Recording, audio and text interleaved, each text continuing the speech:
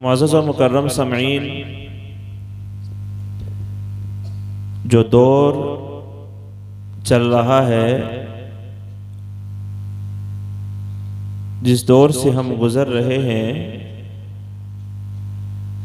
ये आज़माइशों भरा है। हर लम्हा आज़माइश है। इंसान इबादत से दूर होता चला गया। इंसान आज अपने रब को भूलता हुआ नजर आता है। सुबह का उठना या दोपहर का खाना या रात का आराम सब अपनी मर्जी से हो रहा है। कोई इस बात को समझने के लिए तैयार नहीं कि मैं एक मुसलमान हूँ और मुझ पर अल्लाह का ऐसा एहसान हुआ कि अल्लाह ने मुझे एक मुसलमान के घर पैदा फरमाया और अपने महबूब नबी मुकर्रम सरवर आलम सल्लल्लाहु अलैहि वसल्लम का उम्मती और गुलाम बनाया। ये बात आप बखूबी जानते हैं और काफ़ी तादाद में आप हजरात मौजूद हैं और इस बात को आप भी समात कर रहे हैं कि सिलसिला बसिलसिला एक के बाद एक मौलाना या मुफ्ती या एक शायर या नात ख़ां आता है, बताता है, समझाने की कोशिश करता है। ये जो सिलसिला है ये एक ऐसा नूरानी सिलसिला है कि जैसे एक इंसान को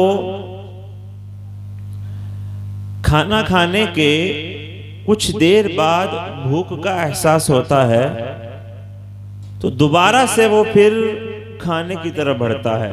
यानी किसी ने सुबह खाया और फिर दोपहर तक उसे एहसास होता है कि मुझे भूख लग रही है, फिर वो खाने की तरफ बढ़ता है। जब दोपहर में खाना खा लेता है तो फिर शाम तक का वो कुछ गुजारा करने के बाद फिर उसे एहसास होता है कि मुझे अब फिर खाना खाना चाहिए।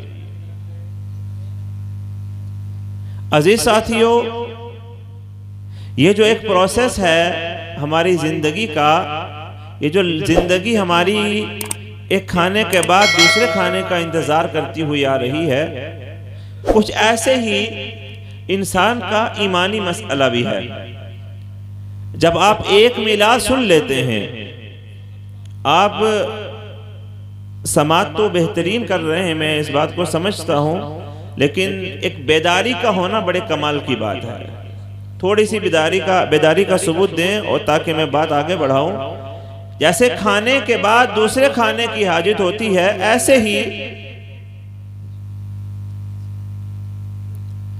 ऐसे ही ईमानी मसला है कि जब इंसान फजर पढ़ लेता है और कुछ अरसा कुछ वक्त गुजरने के बाद जब दुनिया की रंगीनियों में इंसान मशगूल हो जाता है, कामकाज में लग जाता है, तो उसका ईमान भी किसी चीज की तलब करता है। मैं क्या बताने की कोशिश कर रहा हूं कि फिर इंसान को जोहर के लिए पहुंचना चाहिए।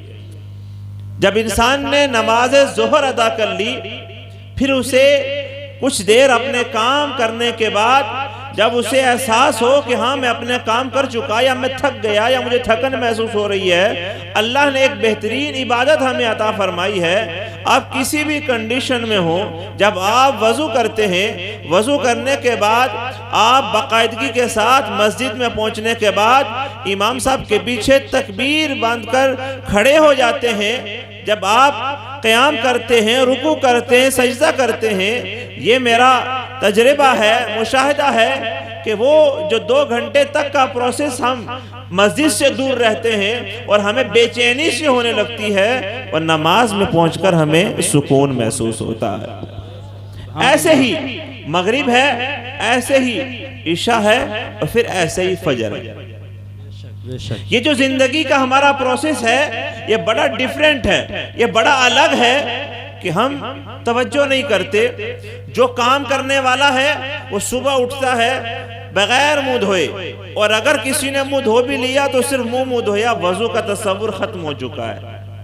वो मुंह धोया और चला अपने काम की तरफ, काम की जानिब जब बढ़ गया तो दिन में खाने की फुर्सत मिली तो खा लिया, खड़े होकर खाने का वक्त मिला तो खड़े होकर खा लिया, और अगर बैठे मिला तो बैठे खा लिया, जूते पहने हुए खाने का वक्त आ गया तो जूते पहन के ही खा लिया, और या चलते चलते खाने का मौका मिला तो कोई चीज ले ली, खाते खाते जा रहा है, और फिर ऐसे ही पूरा दिन गुजरता है, और रात को आकर उसी नापाकी की हालत में बगैर गुस्ल के बगैर वजू के अपने बिस्तर पर पड़ जाता है। सुबह उठता है, फिर गुस्ल का तरीका पता तो नहीं होता, जैसे तैसे होता है, पानी डालता है, फिर काम की तरफ चल जाता है। फिर हमारे शिकवे होते हैं, फिर हमारी शिकायत होती हैं। मैं कुछ आपको बताने की, कुछ समझाने की कोशिश कर रहा हूं ताकि मैं अपनी आयत का जो तर्जमा है उसके मुताबिक कुछ बताऊं।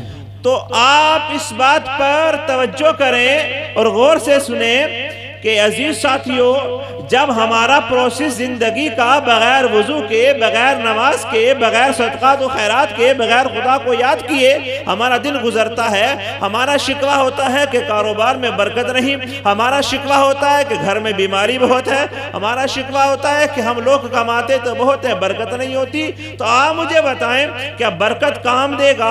क्या बरकत मशीन के अंदर है? क्या बरकत आपके कपड़े के अंदर है? क्या आपके चलने फिरने में बरकत है? या बरकत देने वाली अल्लाह की जात है? बेशक बेशक, सारे बोलेंगे जब ये बात बनेगी, सभी बोले। बरकत देने वाली जात किसकी है? अल्लाह की जात है। जब आपने अपने रब से ताल्लुक जोड़ा ही नहीं तो बरकत किस बात की? आपको बात समझ में आ रही है? कोई ऐसी बात जो खासकर नौजवान तबका इसमें मशगूल है, उसे ये मिल गई है एक दवा, ये समझता है कि हर दर्द की दवा यही है, वो इसे ही समझता है। हालांकि ये इस काम के लिए थी कि तू कभी दूर चला गया तो अपने बाप का ख्याल रख लिया कर, अपने माँ की तबीयत के बारे में पूछ लिया कर, लेकिन आज इससे अपने माँ बाप को नहीं पूछा जाता। इससे वो काम लिया जा रहा है जिससे शरीयत ने मना किया कि सुनना भी गुनाह, देखना भी गुनाह, हर तरह से हराम करार दिया, उसे तो करता है मुसलसल। कभी घर में बैठे हुए, कभी बिस्तर पर लेटे हुए, कभी चौराहे पर खड़े हुए, कभी सारी सारी रात, कभी सारा सारा दिन। तो फिर चाहता है कि बरकत, ये खाम ख्याली है, ये पलाव तैयार नहीं होगा आपका। अगर आप कामयाबी की राह पर चलना चाहते हैं, अगर आप चाहते हैं कि मैं 1 रुपया कमाऊं तो इसकी बरकत हो कि मेरा पेट भर जाए, अगर आप चाहते हैं कि जब मैं घर से चलूं तो लोग मेरे चेहरे के नूर को देखकर मुझे सलाम करें और कहें कैसा भी है, चेहरा बड़ा नूरानी लग रहा है, अगर आप चाहते हैं कि जब मैं अपने काम से घर वापस आऊं तो मेरे घर में खुशहाली का माहौल होना चाहिए, अगर आप चाहते हैं कि मेरी सुबह अच्छी गुजरे, मेरी शाम अच्छी गुजरे, अजीज साथियों, किसी दवा की जरूरत नहीं, किसी तावीज की जरूरत नहीं, किसी पीर की जरूरत नहीं, आप अपने रब से ताल्लुक पुख्ता कर लो। रब जाने, तुम्हारा काम जाने, उसका वादा है जो मेरा है मैं उसका हूं। नारे तकबीर, नारे रिसालत, उलमाए अहले सुन्नत, मसलके आला हजरत सैयद नज़ीर मियाँ साहब क़िबला, माशाल्लाह, बहुत खूब, बहुत माशाल्लाह। आपको बात समझ में आई? मदीना तैयबा की सरजमी है, मस्जिद नबवी का नूरानी मंजर है, प्यारे आका नूरे मुजस्सम सरवर आलम सल्लल्लाहु अलैहि वसल्लम जलवा बार हैं, सहाबा गिर्द बैठे हुए हैं। मेरे आका ने एक मंजर मुलाहिजा फरमाया। आका सल्लल्लाहु अलैहि वसल्लम ने क्या देखा कि एक शख्स मस्जिद में घुसा, मस्जिद में आए एक शख्स और मस्जिद के कोने में नियत बांधी। बात समझ में आ रही है ना आपको? नियत, नमाज की बात हो रही है अजीज साथियों। जो बरकत चाहते हो ना, इज्जत चाहते हो ना, शोहरत चाहते हो ना, अगर चाहते हो कि जो मैं मांगू वो मेरा रब अता करे, जो मैं कर रहा हूं अल्लाह उसे कबूल करे, तो इस बात को सुन लीजिए। ये किसी दुनियादार की बात नहीं है, मदीने के ताजदार की बात है। मेरे आका ने मंजर मुलाहिजा फरमाया, क्या नूरानी मंजर है। एक शख्स आता है, नियत बांध के खड़ा हो जाता है, 2 रकत अदा करता है और अदा करने के बाद अपने रब की बारगाह में हाथों को फैला देता है। क्या करता है? अपने रब की बारगाह में दोनों हाथ फैलाता है। हम रब के आगे हाथ फैलाने की फुर्सत नहीं, दर दर हाथ फैलाने के लिए तैयार है, अपने रब को याद करने के लिए तैयार नहीं। हम हर दुनियादार को याद करने के लिए तैयार हैं। जब हम अपने रब को याद करेंगे तो कामयाबी हमारे कदमों में होगी। मेरे आका ने क्या मंजर मुलाहिजा फरमाया कि एक शख्स ने हाथ फैलाए, अपने रब की बारगाह में दुआ की, या रब्बे करीम, मैं तेरी बारगाह में हाथ फैलाए बैठा हूं और तुझसे मांग रहा हूं। दुआ का अंदाज देखिए। वो शख्स अर्ज करता है, या अल्लाह, मैं तुझसे इसलिए मांगता हूं कि तू मेरा खुदा है। किस लिए मांगता हूं कि तू मेरा खुदा है और मैं तेरा बंदा हूं। फिर दोबारा से कहता है, या रब्बे करीम, मैं तुझसे इसलिए मांगता हूं कि तेरे सिवा मेरा कोई और नहीं है, मेरा तेरे सिवा कोई और नहीं है, मैं सिर्फ इसलिए मांगता हूं। मेरे आका मंजर मुलाहिजा फरमा रहे थे। मेरे आका ने इरशाद फरमाया, ऐ मेरे सहाबा देखो देखो, इस सहाबी की दुआ का तरीका देखो, अंदाज देखो। मेरे आका ने इरशाद फरमाया, जब इसने दुआ शुरू की, पहले मेरी बारगाह में दुरूद पाक पढ़ा, पहले इसने दुरूद व सलाम की डालियां निछावर की हैं, फिर इसने अपने रब की हम्दो सना की है और दुआ में यह कहा है, मालिक मैं तुझसे मांग तो रहा हूं, लेकिन इसलिए ये मांग रहा हूं कि तू मेरा खुदा है। अगर तू नहीं देगा मालिक, दुनिया में कोई और देने वाला नहीं है, तू अता करेगा, मेरा बेड़ा पार होगा। मेरे आका ने इरशाद फरमाया, ऐ मेरे सहाबा याद रखो, अब इस अंदाज से जो दुआ मांग रहा है, जो दुआ मांग रहा है, अल्लाह कबूल फरमा लेगा। सुभान अल्लाह, सुभान अल्लाह, अल्लाह कबूल फरमा लेगा। कब? जब आया पहले नमाज अदा की।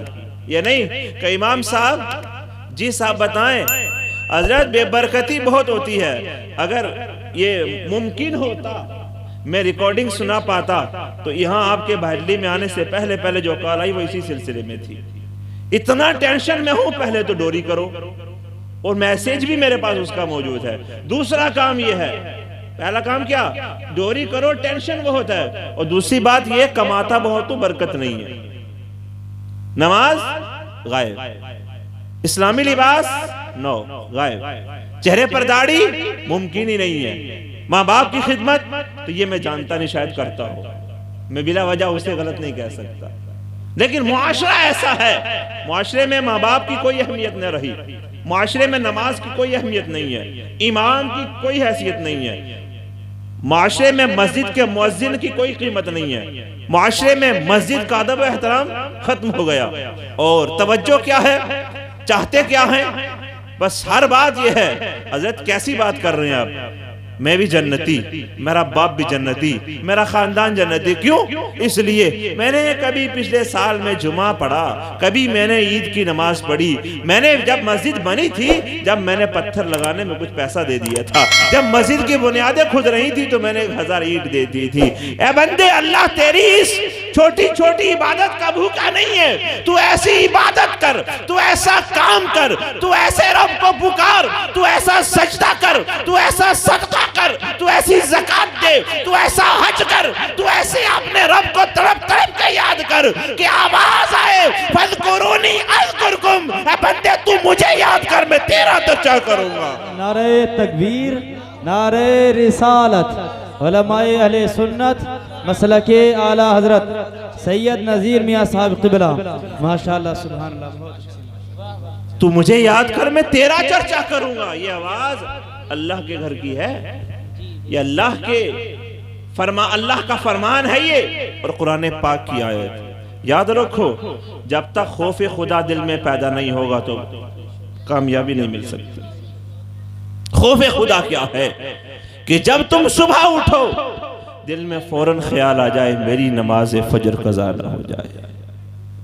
जब काम पे पहुंचो तो बीच काम में एक ख्याल आ जाए, जब तुम्हें खाने की तमन्ना आए ना, समझो कि मेरी रूह को भी ग़िज़ा की जरूरत है, मैं खाना खा रहा हूं, मेरे जिस्म में ताकत आएगी और मैं नमाज पढ़ूंगा, मेरा चेहरा नूरानी हो जाएगा, मेरा ईमान जगमगा जाएगा, मेरा रब मुझसे राजी हो जाएगा। याद रखो, आम नहीं हो, जितने आजाद बैठे हैं इस बात को बगौर सुने, आप और हम आम नहीं हैं, हम खास हैं, खास। कैसे खास हैं? मेरे आका ने इरशाद फरमाया, सहाबाए किराम का मजमा है, आका इरशाद फरमाते हैं, तूबा, खुशखबरी हो उसे। किसके लिए या रसूल अल्लाह? मेरे आका इरशाद फरमाते, जिसने मुझे देखा और कलीमा पढ़ा उसके लिए खुशखबरी हो। हमने तो नहीं देखा ना, हमने तो आका का दीदार नहीं किया, लेकिन कलीमा किसका पढ़ते हैं? जोर से बोलें, पढ़ के दिखाएं एक बार, ला इलाहा इल्लल्लाह मुहम्मदुर रसूलुल्लाह। आका इरशाद फरमाते हैं, ऐ मेरे सहाबा, तुम्हें एक बार बशारत हो कि तुमने मुझे देखा है और कलीमा पढ़ा है, लेकिन उन लोगों को 7 बार खुशखबरी हो जिन्होंने मुझे देखा नहीं फिर भी मेरा कलीमा पढ़ रहे हैं। हमने नहीं देखा लेकिन कलीमा फिर भी, मोहब्बत फिर भी, इश्क वही। आपने हमें ऊपर बिठाया, आप नीचे बैठे हो, हम आपको सुना रहे हैं, आप सुन रहे हो क्यों? इसलिए ये बात आपको बता दूं, अगर किसी के दिल में उलमा तशरीफ फरमा है, मैं इनके जो है इनकी दुआओं का सहारा लेते हुए ये बात कहूँगा, क्योंकि मैं सबके नाम भी गिनवा नहीं पाता हूँ, क्योंकि इतना जो है ये उलमा का सिलसिला है और सबके नामों से मैं वाकिफ भी नहीं होता हूँ, इसलिए मैं मादरत कर लेता हूँ। तो उलमा ऊपर और आप नीचे, ये भी सवाल हो सकता है कि इमाम साहब हमारी कोई इज्जत नहीं है क्या? इनकी शानें बयान करते रहोगे, हमारी कोई शान नहीं है। मैं कहता हूं तुम्हारी भी शान है। पहले तो इस उम्मत की शान और आका के दौरे जो आका सल्लल्लाहु अलैहि वसल्लम का जमाना ज़ाहिरी था, उसके बाद आने वालों को 7 बशारतें, और साथ ही साथ आपने जो हमें ऊपर बिठाया, आप नीचे बैठे, उसकी वजह पता क्या है? मैं मुख्तसर दे दूं, चलो ये गांव है तो एक देहात वाली मिसाल चल जाए, हो सकता है समझ में आ जाए। चिराग है, चिराग मैं जला के दिखा देता हूं, ये उजाला है, रोशनी लग रही है ना आपको? अगर आप जो मट्टी का तेल डालकर चिराग जलाया जाता है, उससे अगर आप उजाला चाहते हो तो क्या करेंगे आप? क्या करेंगे आप? उसे रखेंगे नीचे और खुद बैठेंगे ऊपर और कहेंगे यार उजाला नहीं हो रहा, यार रोशनी नहीं हो रही, दिखाई कुछ नहीं दे रहा। तो कोई अगर अक्लमंद गुजरेगा तो कहेगा भाई चिराग नीचे, तू ऊंचे पे बैठा है तो उजाला कैसे होगा? चिराग को ऊंचे पे रख ले, खुद नीचे बैठ ले, ये घर को भी मुनव्वर करेगा और तेरे काम में भी उजाला उजाला कर देगा, बिला तशबीह व तमसील। ये उलमा, ये अइम्मा हजरात, ये हुफाज़ किराम, ये सब यही मामलात हैं इनके, कि इनके सीने में कुरान होता है, नूर होता है। कोई दरसे कुरान देता है, कोई दरसे हदीस सुनाता है, कोई अल्हम्दु से वन्नास तक सुनाने वाला है, कोई आका के फरमान सुनाने वाला है। तो उन फरमान का जो नूर है, उस कुरान का जो नूर है, वह इंसान के सीने में आ जाता है।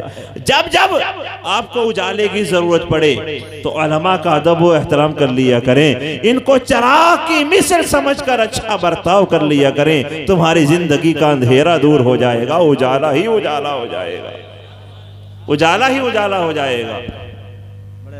इस बात को समझें कि आका ने फरमाया, एक बशारत तो उसे हो जिसने मुझे देखा और कलीमा पढ़ा, ईमान ले आया।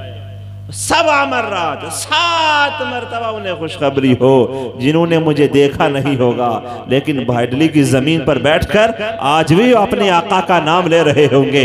कभी या रसूल अल्लाह की सदा लगा रहे होंगे, कभी या हबीब अल्लाह कह रहे होंगे, कभी अल्लाह अल्लाह कह रहे होंगे, कभी ला इलाहा इल्लल्लाह मुहम्मदुर रसूलुल्लाह कह रहे होंगे। आका की बशारत है हम लोगों को, इसलिए कि हम लोग आका सल्लल्लाहु ताला अलैहि वसल्लम से मोहब्बत भी करते हैं और उनका कलीमा भी पढ़ते हैं।